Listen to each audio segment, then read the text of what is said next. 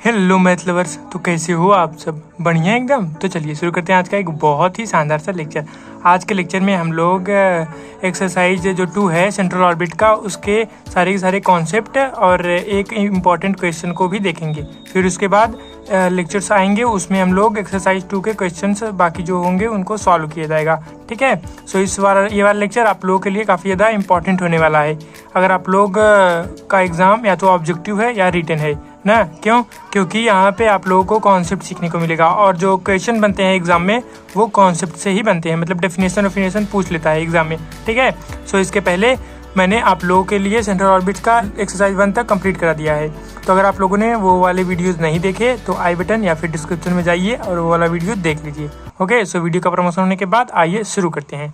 देखिए क्या है यहाँ पे, एप्स एंड एप्सिडल डिस्टेंस क्या होता है ये। देखिए एप्स क्या होता है। एप्स ना एक पॉइंट होता है सेंट्रल ऑर्बिट में जहाँ से जो रेडियस वेक्टर होता है ना उसकी वैल्यू मैक्सिमम या फिर मिनिमम होती है। ठीक है। क्या मतलब, यहाँ पर मान लीजिए कोई भी एक सेंट्रल ऑर्बिट है। ठीक है। यहाँ पर ना इस पे एक ऐसा पॉइंट, यहाँ पर मान लीजिए ये पॉइंट यहाँ पर है। ठीक है। तो यहाँ से जो रेडियस वेक्टर होगा ना, रेडियस वेक्टर आर, ठीक, यहाँ पे मान लीजिए कोई भी पॉइंट पी है। ठीक है। तो यहाँ पर जो रेडियस वेक्टर आर है ना उसकी वैल्यू मैक्सिमम होनी चाहिए पूरे सेंट्रल ऑर्बिट के लिए, या फिर मिनिमम होनी चाहिए। मतलब कि ये यहाँ पर ना, यहाँ पर भी हो सकता है। ठीक है। तो यहाँ पर मान लीजिए क्यों है। ठीक। तो यहाँ पर ये आर की वैल्यू ना, आर की वैल्यू या तो मैक्सिमम हो या मिनिमम हो एट पॉइंट पी पर या फिर क्यू पर। माने कि कोई भी एक उस और जो पॉइंट होता है उसी को हम लोग एप्स बोलते हैं। ठीक है। वो जो पॉइंट होता है ना, जैसे मान लीजिए पॉइंट पी ना, तो ये पॉइंट पी क्या बोला जाएगा, एप्स बोला जाएगा। ठीक। और यहाँ पर अगर हम लोग एप्साइडल डिस्टेंस ना, एप्साइडल डिस्टेंस क्या होता है, यही जो लेंथ होता है इसका ना, एप्स का कहाँ से, सेंटर ऑफ फोर्स से ना, उसी को हम लोग क्या बोलते हैं, एप्साइडल डिस्टेंस बोलते हैं। The length of radius vector at an apse is called an apsidal distance. ठीक। यानी कि यहाँ पे जो लेंथ है उसको एप्साइडल डिस्टेंस, यहाँ पे जो पॉइंट है उसको एप्स बोलेंगे। और एप्साइडल एंगल क्या होता है, देखिए यहाँ पर 2 पॉइंट होंगे ना, यहाँ पर जो रेडियस वेक्टर होगा वो एक पॉइंट पे मैक्सिमम होगा और एक पॉइंट पे मिनिमम होगा। तो यहाँ पर कुछ एंगल बनाएगा, मान लीजिए वो एंगल बना रहा है थीटा, तो इसको हम लोग एप्साइडल एंगल बोलेंगे। थीटा क्या दिया गया है, the angle between 2 consecutive apsidal distance is called an apsidal angle. ठीक है। यहाँ पर हम लोग को ये तीनों के तीनों कॉन्सेप्ट क्लियर हो गए। एक बार मैं यहाँ पे पढ़ देता हूँ ताकि आप लोग को एग्जाम में लिखने में काफ़ी इजी हो। हालांकि आप लोग समझ गए होंगे कि क्या होते हैं ये एप्स, एप्साइडल डिस्टेंस और एप्साइडल एंगल ना, लेकिन यहाँ पर मैं आप लोग को एक बार अच्छी तरीके से पढ़ के समझा देता हूँ। देखिए एप्स क्या होता है, एक बार फिर से देख लीजिए। जो एप्स होता है वो क्या होता है, एक पॉइंट होता है ऑन सेंट्रल ऑर्बिट ना, सेंट्रल ऑर्बिट में जहाँ से जो रेडियस वेक्टर होता है, रेडियस वेक्टर कहाँ से होता है, from the centre of force, और वो पॉइंट्स टू द पॉइंट, यानी कि सेंटर ऑफ फोर्स से लेकर के पॉइंट तक जो रेडियस वेक्टर होता है उसकी जो वैल्यू होती है वो मैक्सिमम होती है या फिर मिनिमम होती है। ठीक है। यानी कि वो जो पॉइंट होगा वो सेंटर ऑफ फोर्स से या तो एकदम दूर स्थित होगा या एकदम पास स्थित होगा ना। दूर वाला स्थित होगा उसको भी हम लोग एप्स बोलेंगे और जो पास होगा उसको भी हम लोग एप्स बोलेंगे, दोनों पॉइंट को। और जो डिस्टेंस होते हैं उनको हम लोग एप्साइडल डिस्टेंस बोलते हैं ना। The length of radius vector, ये जो रेडियस वेक्टर का जो लेंथ होता है एट एन एप्स पे, उसी को हम लोग क्या बोलते हैं, एप्साइडल डिस्टेंस बोलते हैं। और एप्साइडल एंगल क्या होता है, दो एप्साइडल डिस्टेंस के बीच में जो एंगल होता है उसी को हम लोग एप्साइडल एंगल बोलते हैं। ठीक है। सो यहाँ पर ये तीनों काफ़ी ज़्यादा इंपॉर्टेंट आप लोगों के कॉन्सेप्ट थे, ये आप लोगों का क्लियर हो गया।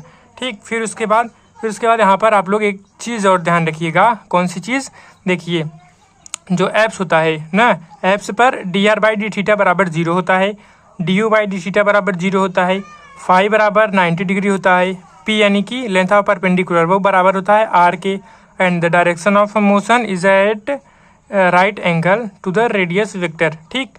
इसको आप लोग ध्यान रखिएगा। क्यों? क्योंकि ये अभी क्वेश्चन में बहुत ही बार यूज़ होने वाले हैं, बिना इसकी हेल्प से हम लोग क्वेश्चन नहीं सॉल्व कर पाएंगे। ठीक।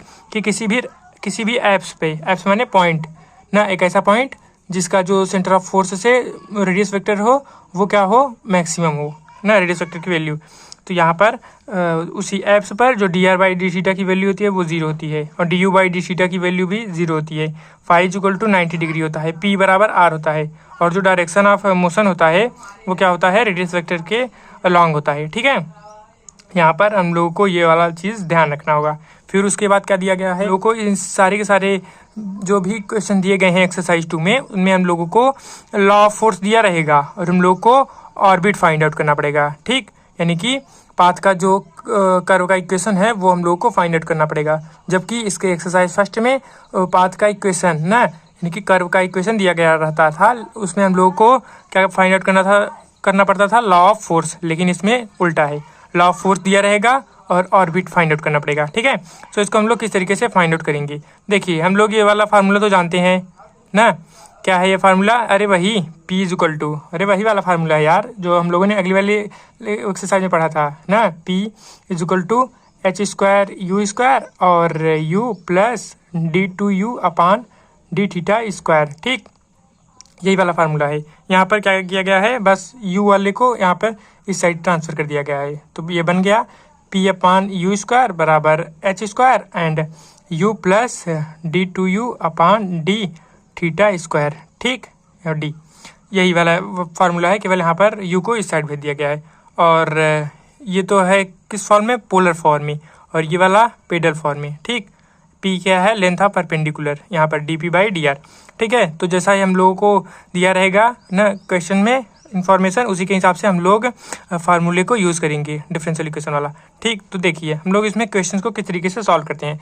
आइए, सारे कॉन्सेप्ट हो गए, वो वाले जितने भी आप लोगों को डेफिनेशन है ना, कौन से डेफिनेशंस, अरे जो अभी आप लोगों ने यहाँ पर सीखा, एप्साइडल डिस्टेंस और एप्साइडल एंगल। ठीक, इनको आप लोग ध्यान रखिएगा, यही एग्जाम में काफ़ी बार पूछे गए हैं। और फिर उसके बाद अब हम लोग देखते हैं क्वेश्चन किस तरीके से सॉल्व करेंगे।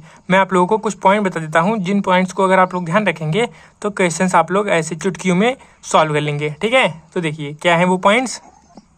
सो आइए हम लोग यहाँ पर एक क्वेश्चन के हेल्प से जितने भी पॉइंट्स हैं ना, किसी भी क्वेश्चन को सॉल्व करने के लिए इस एक्सरसाइज के, उनको हम लोग यहाँ पर देख लेते हैं। ठीक है, देखिए क्या दिया गया है, a particle move with a central acceleration, यानी कि कोई भी एक पार्टिकल है ना, वह मूव कर रहा है एक ऐसे सेंट्रल एक्सेलरेशन के द्वारा जो कि वेरी कर रहा है inversely as the cube of the distance, यानी कि अगर उसका डिस्टेंस r है तो वह उसके क्यूब के इन्वर्सली वेरी कर रहा है। यानी कि अगर हम लोग सेंट्रल एक्सेलरेशन को p मान लें तो p is inversely proportional to r cube. ठीक, तो यहाँ पर अगर हम लोग यहाँ पर p बराबर निकालना चाहें तो यहाँ पे हम लोग एक कांस्टेंट यूज़ कर लेते हैं, p बराबर म्यू अपान r क्यूब, और 1/r की जगह पे हम लोग क्या रखते हैं, u रखते हैं। इसका मतलब म्यू यू क्यूब, ये हम लोग को p यानी कि सेंट्रल एक्सेलरेशन ये मिल गया। ठीक, यहाँ इतने क्वेश्चन से हम लोग ये फाइंड आउट कर लिए।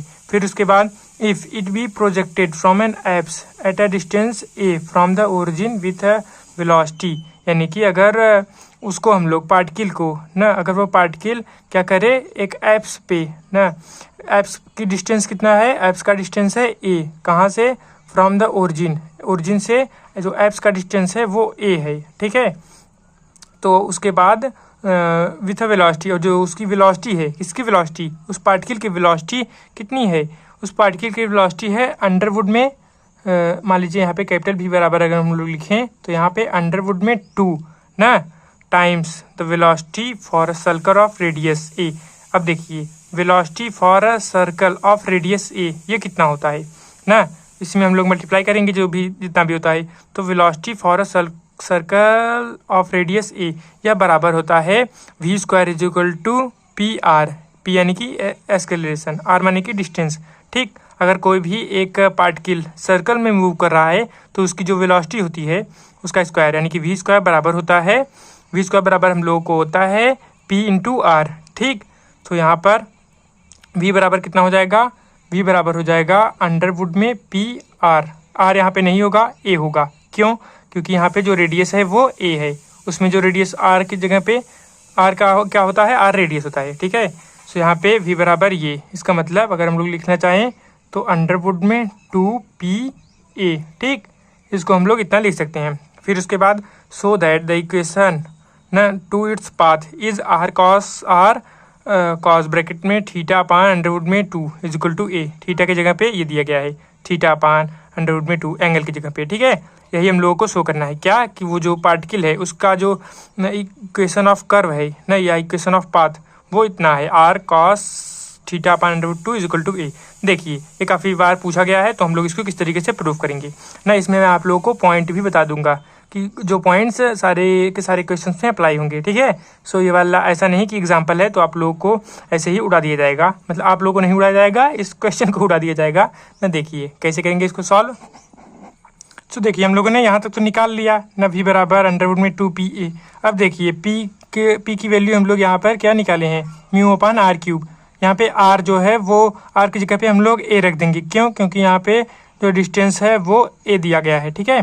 सो यहाँ पे अगर हम लोग r की जगह पे a रख देंगे तो म्यू अपान a क्यूब हो जाएगा, तो p की जगह पे हम लोग म्यू अपान a क्यूब यहाँ पे रख देते हैं। तो देखिए क्या मिल जाएगा हम लोगों को, यहाँ पर मिल जाएगा √2 इंटू म्यू अपान, यहाँ पे म्यू है, स्टाइल में बन गया है थोड़ा ना, a क्यूब इंटू a।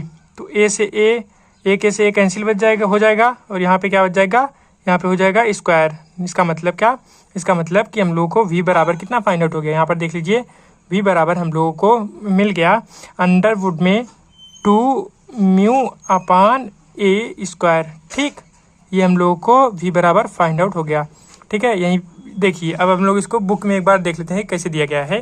यहाँ पर v बराबर हम लोगों ने यहाँ तक फाइंड आउट कर लिया, अंडरवुड में यहाँ पे कहाँ गया, हाँ अंडरवुड में 2 म्यू अपान a²। ठीक, v1 बराबर ना वेलोसिटी ऑफ प्रोजेक्शन, यहाँ पे इसको v1 कर दिया है, तो मैं भी यहाँ पर आप लोगों को यहाँ पे v1 कर देता हूँ, ठीक है। यहाँ पे v1, यहाँ पर भी v1 ना, कुछ नहीं, कोई अंतर नहीं। यहाँ पे v1 बराबर हम लोगों ने ये फाइंड आउट कर लिया। अब देखिए अब यहाँ पे क्या दिया गया है, the differential equation of the path is, differential equation of path ये इतना होता है। ये कहाँ से मिल गया, अरे अभी हम लोगों ने यहाँ पर देखा ना, कहाँ पे देखा, अरे यहाँ पे देखिए ये वाला इक्वेशन आप लोग ध्यान रखिएगा, ये डिफरेंशियल इक्वेशन ऑफ पाथ होता है, ठीक है। तो क्या है, p upon u² is equal to h² u plus d2u upon d², ना यही यहाँ पर लिखा गया है ना। अब देखिए क्या लिखा गया है, यही ना is equal to p upon u²। अब देखिए यहाँ पे p की वैल्यू रख दिया गया है, p की वैल्यू क्या थी, p की वैल्यू थी यहाँ पर p बराबर हम लोगों को मिला था, कहाँ गया, हाँ p बराबर म्यू u क्यूब ना, यही हम लोगों को मिला था म्यू u क्यूब। तो यहाँ पे म्यू u क्यूब रख दिया गया अपान u², तो कैंसिल हो गया, बचा क्या, म्यू u। ठीक, ये हम लोगों को हर एक इक्वेशन में ऐसा ही करना पड़ता है, यहाँ पे जो p की वैल्यू होती है वो यहाँ पर रखना पड़ता है ताकि कुछ ना कुछ कैंसिल हो जाए। ठीक, तो ये बन गया। अब देखिए अब हम लोग यहाँ पर क्या करेंगे, हम लोग यहाँ पर मल्टीप्लाई करेंगे दोनों साइड, किससे, 2du/dθ से, और फिर इसको इंटीग्रेट करेंगे तो हम लोग को क्या मिल जाएगा। एक बार मैं आप लोगों को यहाँ पर बुक में मतलब नोटबुक में अच्छी तरीके से करके दिखा देता हूँ कि कैसे किया गया यहाँ पर मल्टीप्लाई, और ये कैसे डायरेक्ट फाइंड आउट हो गया। ठीक है, देखिए जब हम लोग इसको इंटीग्रेट करेंगे ना, यहाँ पर ये ऐसा बन गया 2u du/dθ, 2du/dθ का मल्टीप्लाई हुआ है, u वाला एच था, फिर यहाँ पर 2 और du/dθ इंटू ये बराबर यहाँ पे क्या है, म्यू u ना, तो यहाँ पे 2 और du/dθ और म्यू u इंटू। ठीक, अब हम लोग क्या करेंगे, इसको इंटीग्रेट करेंगे। देखिए कैसे करेंगे इसको इंटीग्रेट, h² क्या है, कांस्टेंट है ना, तो यहाँ पे h² हम लोगों ने बाहर कर लिया। फिर उसके बाद इसका इंटीग्रेशन देखिए कैसा होगा, देखिए हम लोग यहाँ पे dθ के रिस्पेक्ट में इंटीग्रेट कर रहे हैं ना, dθ के रिस्पेक्ट में, तो यहाँ पे dθ के रिस्पेक्ट में करेंगे तो dθ वाला dθ से कैंसिल बच जाएगा ना, और यहाँ पे क्या बचा, du बचा, और यहाँ पे जब 2 देखिए यहाँ पे 2u du बचा। ठीक, इसका इंटीग्रेशन हम लोग करेंगे। फिर उसके बाद यहाँ पे मैं ब्रैकेट लगा देता हूँ ना ताकि गलती ना हो जाए। फिर उसके बाद यहाँ पर देखिए इसका इंटीग्रेशन किसका, यहाँ पे 2 है ना, ऐसा करिए ना, इसको हम लोग कुछ लिख सकते हैं, क्या लिख सकते हैं, इसको हम लोग लिख सकते हैं यहाँ पे सॉरी d/dθ किसका, du/dθ का होल स्क्वायर ना विश्वास हो तो आप लोग इसको ब्रेक करके देख लीजिए, इसका ये डिफ्रेंशिएशन है किसका, du/dθ का होल स्क्वायर ना, इसका डिफ्रेंशिएशन है ये वाला पूरा। 2 यहाँ पे आ जाएगा du/dθ एज इट इज, फिर इसका du/dθ का। ठीक, आएंगे तो हम लोग को ये फाइंड आउट हो जाएगा। ठीक है, फिर उसके बाद यहाँ पे क्या हो गया, ब्रैकेट क्लोज बराबर इसका यहाँ पे क्या हो जाएगा 2 म्यू। ठीक, यहाँ पे बचेगा u du। ठीक है, फिर उसके बाद इसको जो हम लोग इसको सॉल्व करेंगे तो हम लोगों को मिल जाएगा h², यहाँ पे क्या हो जाएगा 2u² अपान 2 से 2 कैंसिल, प्लस इसका डिफ्रेंशिएशन कितना हो जाएगा सॉरी इसका इंटीग्रेशन कितना हो जाएगा, D u by d theta का होल स्क्वायर। ठीक, फिर यहाँ पे ब्रैकेट बंद, ये वाला छोटा वाला ब्रैकेट समझ लीजिए। ठीक है, फिर उसके बाद यहाँ पर इसका होल स्क्वायर ये हो गया, और इसका कितना हो जाएगा 2 म्यू, और यहाँ पे you square upon 2 plus constant को हम लोगों ने ए लिख दिया। हम लोगों ने क्या बुक में भी ए लिखा है, इसलिए मैंने भी ए लिख दिया। ठीक है, यहाँ पे 2 से 2 cancel, mu u square plus a, और ये कितना हो गया, ये बन गया आप लोगों का एच स्क्वायर है ना, u square plus d u by d theta का whole square is equal to कितना है, mu u square plus a. ठीक, अब ये ध्यान दीजिए, आप लोग कुछ याद आ रहा है पीछे का, ऐसा तो नहीं आप लोग गजनी हो गए, पीछे का पूरा पूरा भूल जा रहे हैं, नहीं गजनी मत होइए, इसको आप लोग ध्यान रखिएगा। ये बराबर होता है वी स्क्वायर यानी कि देखिए ये एक फार्मूला होता है, जैसे हम लोगों ने इसके पहले वाले वीडियो में सीखा था ना, वो वाला नहीं देखे तो डिस्क्रिप्शन में आप बटन देखिए, और क्या करेंगे। ठीक है, तो देखिए ये वाला एक बहुत ही इंपॉर्टेंट फार्मूला होता है किसी भी क्या पार्टिकल का सेंट्रल ऑर्बिट में वेलोसिटी फाइंड आउट करने के लिए। क्या होता है, वी स्क्वायर बराबर ये होता है एच स्क्वायर ब्रैकेट में you square plus d u by d theta का होल स्क्वायर। ठीक, देखिए यहाँ पे यही लिख दिया गया है, वी स्क्वायर बराबर ये होता है, बराबर यहाँ पे म्यू यू स्क्वायर प्लस ए ना, अभी हम लोगों ने देखा ए क्या है, कांस्टेंट है। अब हम लोग यहाँ पर ये वाला कंडीशन हर एक क्वेश्चन में लगाते हैं। क्या है कंडीशन, इनिशियली ना, वेन यहाँ पे हम लोग इनिशियली देखते हैं ना, एट एन एप्स पे जब r बराबर a है तो इसका मतलब u बराबर 1/a कैसे आ गया, u बराबर 1/r होता है, और r बराबर a है तो यहाँ पे r की जगह पे a लिख दिया गया, 1/a हो गया u बराबर, और d u by d theta बराबर 0 ना एप्स पे, और v बराबर v1 बराबर ये हम लोगों ने भी फाइंड आउट किया है, v बराबर, ठीक है, या v1 बराबर। अब देखिए अब हम लोग क्या करेंगे, यहाँ पर हम लोग d u by d theta ना, d u by d theta की जगह पे 0 रख दिया, और यहाँ पर u बराबर 1/a रख दिया, तो 1/a का होल स्क्वायर प्लस 0। ठीक, और यहाँ पर म्यू अपान ए स्क्वायर हो गया प्लस a। ठीक, यहाँ पर हम लोगों ने ये वैल्यू रखी तो हम लोगों को ये मिल गया। अब हम लोग यहाँ पे एच स्क्वायर और ए की वैल्यू फाइंड आउट करते हैं ना, एच स्क्वायर और ए की वैल्यू हम लोगों को क्या मिल गया, एच स्क्वायर बराबर 2 म्यू, कैसे 2 म्यू हो गया, यहाँ पर देखिए ए स्क्वायर से ए स्क्वायर कैंसिल हो गया, इसका मतलब एच स्क्वायर बराबर 2 म्यू, और यहाँ पे हम लोग ए बराबर निकालेंगे, ए बराबर कैसे निकलेगा, ये म्यू अपान ए स्क्वायर उस साइड चला जाएगा, माइनस हो जाएगा, इसका मतलब म्यू अपान ए स्क्वायर, ए बराबर एच स्क्वायर और ए की वैल्यू फाइंड आउट कर लिया। ठीक है, अब हम लोग यहाँ पर जो भी वैल्यू निकली है उनको हम लोग यहाँ पर लेकर जाकर पुट करेंगे इस वाले इक्वेशन में ना। तो देखिए यहाँ पर हम लोग एच स्क्वायर बराबर 2 म्यू, यहाँ पे 2 म्यू रखेंगे ना, 2 म्यू हो गया, और यहाँ पर कितना है u square plus d u by d theta square is equal to mu u square plus a की वैल्यू कितनी है, म्यू अपान ए स्क्वायर। ठीक, यहाँ पे हम लोगों ने एच स्क्वायर और ए की वैल्यू रख दिया।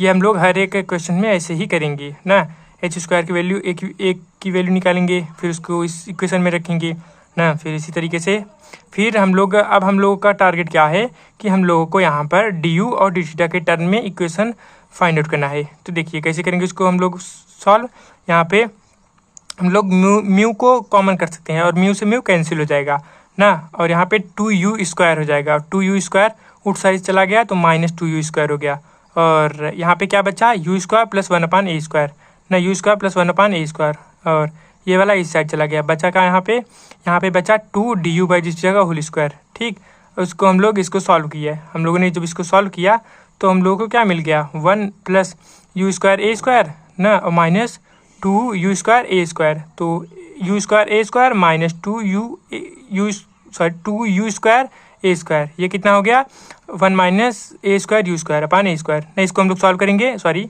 इसको जो हम लोगों ने सॉल्व करेंगे तो हम लोग को यही मिल जाएगा। ठीक, अगर आप लोगों ने समझा रहा हो तो इसके लिए मैंने फिर से बोल दिया। अब देखिए यहाँ पे क्या कर दिया गया, यहाँ पर हम लोगों ने इसका क्या कर लिया, स्क्वायर रूट ले लिया। ठीक, हम लोगों ने स्क्वायर रूट ले लिया तो यहाँ पे अंडरवुड हो गया, अंडरवुड 2a, ए यहाँ पे रूट में नहीं है, क्यों, यहाँ पे ए स्क्वायर होगा ना, ए स्क्वायर जब अंडरवुड लगेगा तो इसका मतलब ए बचेगा, और d u by d theta बराबर ये पूरा अंडरवुड में। ठीक, अब हम लोग यहाँ पे d theta upon 2, d theta upon under root में 2 ना, डी थीटा उस साइड चला गया और ये पूरा इस साइड चला गया, का मतलब डी थीटा अपान अंडरवुड में 2 बराबर ए डी यू अपान ये ना, ए डी यू अपान ये। अब हम लोग यहाँ पर क्या करेंगे, देखिए हम लोग इंटीग्रेट करेंगे ना, तो इंटीग्रेट करने पे हम लोग क्या मिल गया, यहाँ पे डी थीटा का इंटीग्रेशन थीटा, और ये वाला एच रहा, तो मतलब theta upon under root 2 plus B, यहाँ पे बी कांस्टेंट है ना, बराबर यहाँ पे साइन इनवर्स ए यू। क्यों? क्योंकि ये साइन इनवर्स ए यू का फार्मूला है। अगर आप लोगों को ये नहीं समझ आ रहा हो तो ए यू की जगह पे आप लोग जेड रख दीजिएगा। ठीक, तो अब फिर इसको इंटीग्रेट करेंगे तो हम लोगों को ये साइन इनवर्स ए यू मिल जाएगा। ठीक है, क्या बोला मैंने कि ए यू की जगह पे आप लोग जेड रख दीजिएगा। तब फिर उसके बाद आप लोग जब इसका इंटीग्रेशन करेंगे तो आप लोगों को ये मिल जाएगा। फिर हम लोग फिर से इनिशियली वाले कंडीशन में जाएंगे। कब? यहाँ पे u बराबर जब 1/a है तो थीटा बराबर कितना है? 0 है। तो इसका मतलब कि हम लोग यहाँ पर यही वैल्यू ले जा करके यहाँ पर रखेंगे ना। देखिए u बराबर 1/a ना, तो यहाँ पे 1/a रखेंगे u बराबर, तो 1/a इंटू ए मतलब a ना, एक आ जाएगा। तो यहाँ पे b इज इक्वल टू, यहाँ पे ये पूरा कितना हो गया? थीटा बराबर 0/√2 मतलब 0। तो यहाँ पे b बचा, b बराबर साइन इनवर्स a ना। तो इसका मतलब यहाँ पे कितना है? π/2 ना, साइन π/2 है इसकी वैल्यू। तो यहाँ पे sine inverse into sine π/2, sine cancel, बचा क्या? π/2। ठीक, फिर इसके बाद ये है कि आप लोगों को काफ़ी ज़्यादा लंबा लग रहा होगा, लेकिन टेंशन मत लीजिए। एक क्वेश्चन जब आप लोग अच्छी तरीके से समझ लेंगे ना तो और बाकी क्वेश्चन बहुत ही ईजी तरीके से सॉल्व हो जाएंगे। ठीक है, फिर उसके बाद यहाँ पर जब हम लोगों ने b की वैल्यू ना यहाँ पर रख दिया, तो b की वैल्यू जब हम लोगों ने इस वाले क्वेश्चन में रखा तो θ/√2 प्लस π/2 ना। तो यहाँ पे ज़्यादा मत सोचिए, ये 1/2 रॉन्ग दिया गया है। ठीक है, यहाँ पे 1/2 नहीं रहेगा, कट कर दिया मैंने। ठीक, अब फिर इसके बाद ये वाला इन्वर्स इस साइड चला गया, साइन 1/2 पाई प्लस θ/√2 बराबर ए यू की जगह पे हम लोग 1/r मतलब a/r बराबर ये ना। और ये देखिए साइन 90 प्लस थीटा यानी कि कितना हो गया? Cos theta. तो इसका मतलब कि a बराबर r उस साइड चला गया और कॉस θ/√2। ठीक, ये हम लोग को रिक्वायर्ड सोल्यूशन फाइंड आउट हो गया। ओके, सो इसके बाद हम लोग एक्सरसाइज 2 के क्वेश्चन सॉल्व करेंगे। सो तब तक keep learning, keep growing, and so thank you so much and best of luck for your amazing journey. Thank you.